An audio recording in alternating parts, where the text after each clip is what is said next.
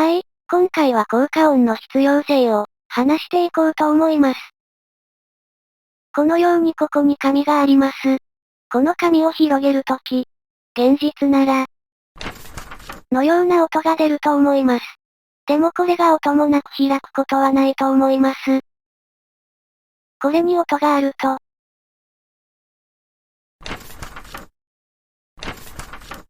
のような感じになります。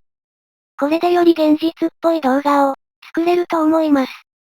より現実味があると動画を見てくれる方も楽しみやすいです。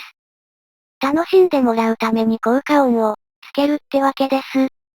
それではまた次の動画で。